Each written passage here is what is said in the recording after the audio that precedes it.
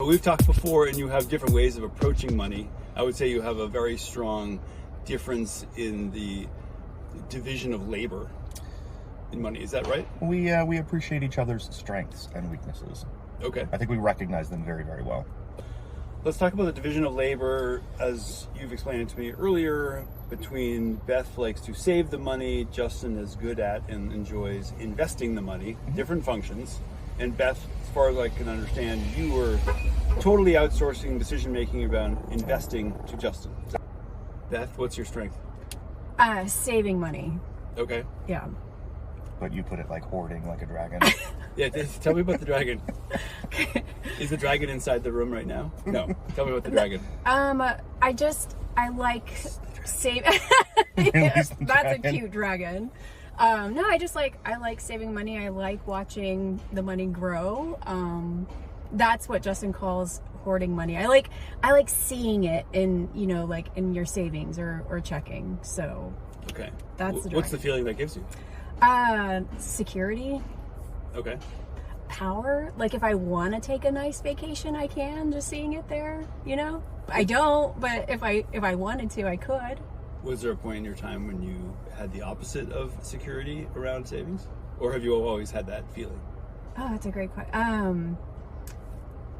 No, I've never felt insecure about money. And I think that's because my dad taught me, or would. So my spirit animal is a nervous chihuahua, like in the back of the room peeing. Everything worries me. And luckily... Somebody said chihuahua? Luckily, I've had... My dad would talk me off that ledge growing up. So he was in the military. He always had that money that was coming in, right? So he said, if anything ever happened to you, I'm always here. Like, you're always going to have me as a backup. So, no, I don't think I've ever, like, worried that much about money, which doesn't, I don't know. I want to dig into your family of origin, both of you, a little bit, but I first want to say it is very unusual for somebody to say, no, I have never felt money scarcity. That's just great. It's very unusual. I mean, it's very rare in my experience. Really? Yeah. So, okay. And it's a good thing, but it's rare. Okay. There's history on it. I think I know why she's like that. Have you felt money scarcity? All the time. Really? All the time. Okay. Absolutely 100% of the time. Let's talk about Justin's relationship to money. Different from Beth's relationship to money. Hey, Justin, have you ever felt insecure about money? Just a little.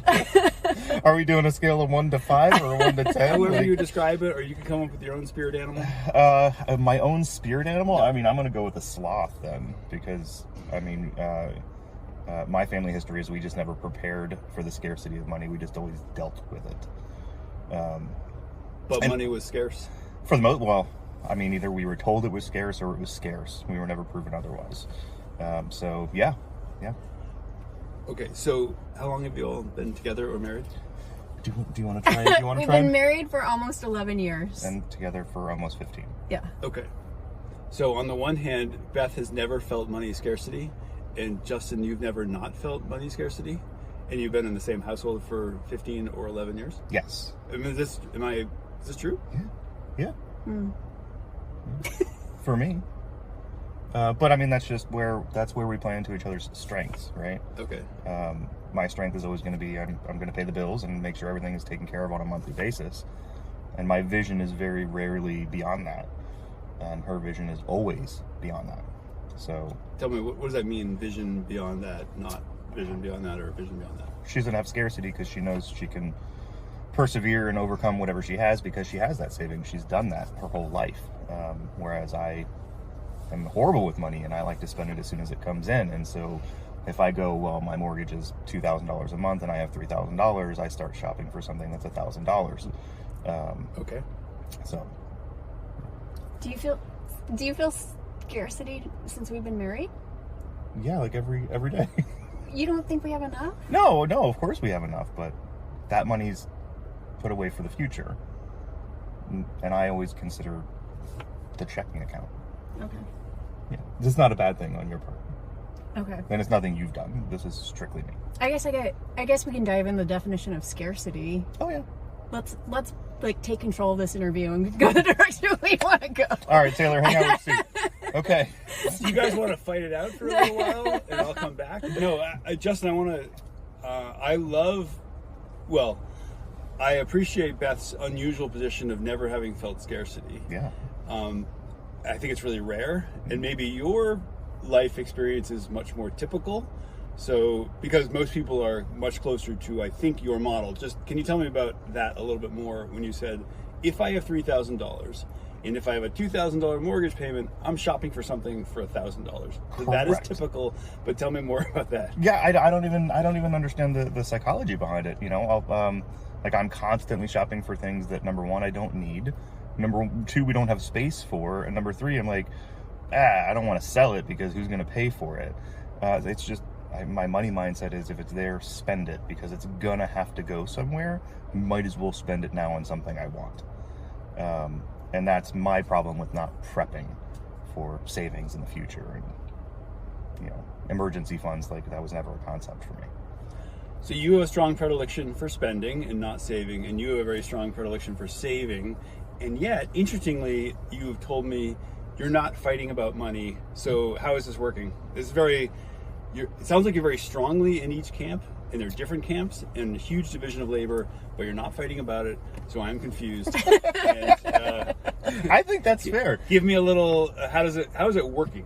What's your interpretation? How do you explain how it works? Okay. This shouldn't work. You describe a work. situation that should not work. You're telling me you don't fight, and it's working. So And it's working because Beth is in charge. Because No, you tell me. I mean, you're not wrong. Okay. So Justin doesn't see any of the money, so he doesn't know. I mean, like, right? Tell me more. Oh. Justin doesn't see any money. Justin is in charge of paying the bills, and anything left over is what he sees, and that he can. So his paycheck goes to paying all the bills, right? And my paycheck goes to the savings. Okay. So he doesn't get to see what's in my checking or savings account. Okay. All he sees is how much we're spending on the bills and how much is left over at the end of every month, right? So if we spent too much, maybe we went on vacation that month, he'll ask for $1,000 from me. But I think it's rare. I think we're pretty good at spending just his paycheck. Yeah. So if there's anything left over, he'll, maybe that's whenever you get that itch to like want to spend something. Oh, it's constant. Pay something nicer. I was searching for cars this morning. I found two that I really want. He's always searching for cars. I found two that I really want, and they're only like $5 or $6 grand a piece. And I'm like, Beth, what do you have in your checking account? How can you not buy it? It's only $5 grand. Yeah. But then I have to put in a garage extension. That's probably $20,000. So that's the science behind it. He doesn't see the money. I get to see the money. If he doesn't see it, he's not spending it. So one version of what you're describing is, this is too mean. This is mostly just a joke. It's just a jab at Justin, but there's an infantilization going on of Justin around money. I don't create beef. On the other hand, it makes for good videos. So. You say that's a joke, and I say that's kind of accurate. Okay. You're not going to start anything. We've really never had a fight about money. We had one rule when we got married, and that's if it's over $200, you need to check in and be like, is that okay that I spend, $300 or $201 on this item? And nobody's ever said no to that. So yeah. Okay. I think it works for a little bit of a different reason. Okay. I know one of the things that Beth needs is security, financial security. That's a thing, right? And so one of the things that very early in our relationship, she asked me, and I don't even know if she remembers this, like, how much do you put into your 401k? It's like, I matched my 401k because that's kind of the default, like, hey, get the free money. But otherwise, I was spending my money. So I didn't think about it. And she's like, well, you need to, max out whatever you can. And so I did. Okay. And can I just interrupt? So this is a huge step that many people can't do, which is put in money to a 401k. Yeah. You not only were matching to get the employer match, but when Beth said, you should put more money in, you're like, okay, I can make that choice. So in that sense, which is hard to do. Yeah. Actually, a majority of people are not getting the employer match or upping it. And when Beth says, you should up it, you're like, okay. And as long as, and you tell me if this is right, but as long as the money that went into your 401k never hit your checking account, you're good. Yeah, is that gone. right? Yeah, it's gone. So it's not hard for you to make a choice once put the money in my 401k. It's in there. I got the employer match. I upped it because Beth said, it's just hard once it's in your checking account to keep it from slipping out into something else. Yeah, mentally, I have a different opinion of a checking account and the savings account, because that's very easily converted to my checking account, and my investment accounts, because those are more difficult to convert. They take time, and I guess you have to think more about what it is you're going to spend the money on, because it's going to take a day or two to get there.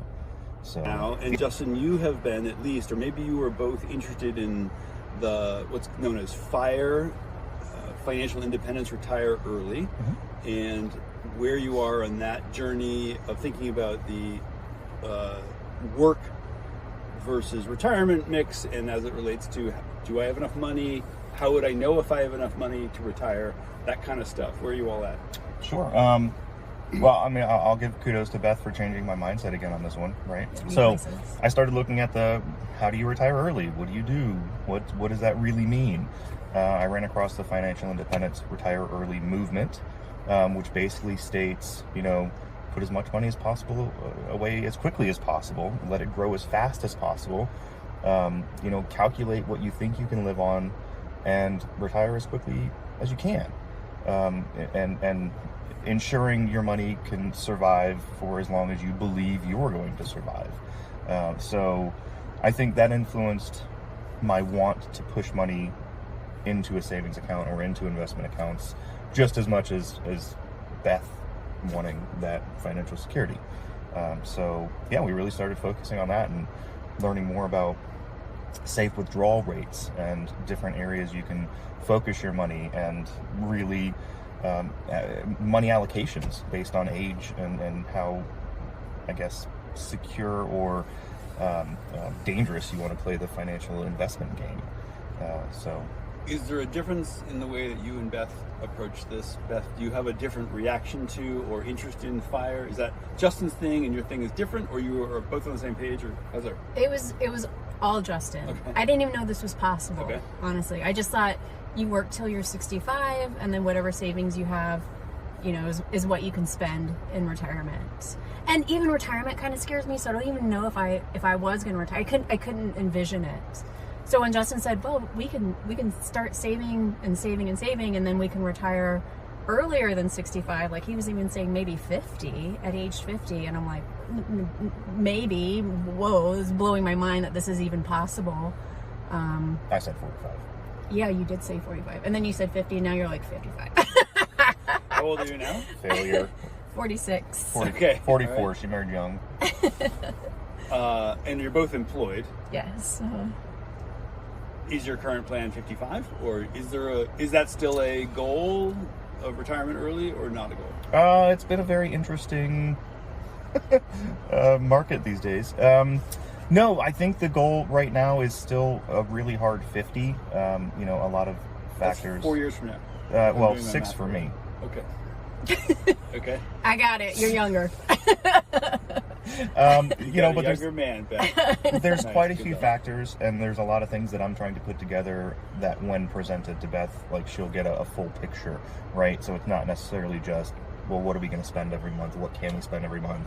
And how's that going to survive, right? It's also healthcare, right? Dental care, vision care. What's that going to look like depending on where we are?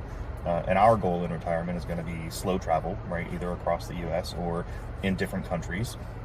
And what does it look like there, right? What is private insurance if necessary there? What are visa costs there? What are costs to come back to the U.S. every 3 months, 6 months, a year?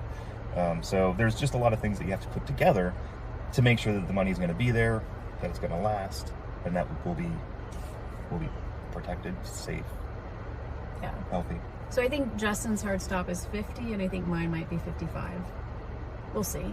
Okay. And is that seeming like it is possible, given what you know about what you have I do. tucked away in investments? I do believe it's possible, just based on where our money is currently, expected growth of, although inflation in this market is crazy, you can still kind of expect your money to, for the most part, double in 7 to 10 years, right? So, yeah, I think we have the ability to live well below our means if we want to, or if we need to, and spend a little bit more if it's there. So, yeah, no, I definitely think it's possible. I just want to point out, among the extraordinary happily ever after parts of your story so far, not only did Beth change Justin, but you have, Justin, gone on a journey from, I was negotiating my credit, I wrecked my credit, I was liquidating my 401k, to I'm going to retire astonishingly early, age 50 or 55, and travel the world and know with high certainty or high confidence that you have enough to do that. That is a huge change over time. I feel like it's only fair that we tell your audience that our estimated budget to do this is like $50,000 a year for the traveling and everything. So it just sounds very luxurious when you put it that way, Michael.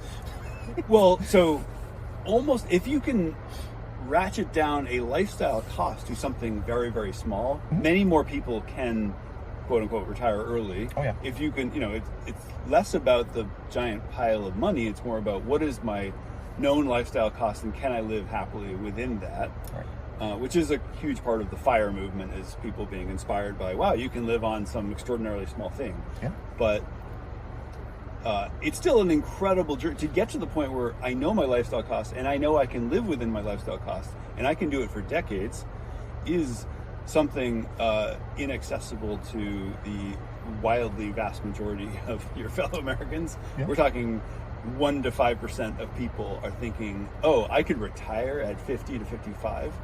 A lot of moving parts. One is you have to have some savings and investments. The other is you have to know your lifestyle costs and be able to stick to your lifestyle costs. And all of that is totally unpredicted or wildly incompatible with the way you started your financial journey, which is like, I just put the stuff on a 0% credit. Wow. It is a wild journey, Justin. It's like Cinderella. Really amazing. At one point I had You were living your Cinderella life. I was doing something. And you are the fairy godmother or something. I'm not sure where the,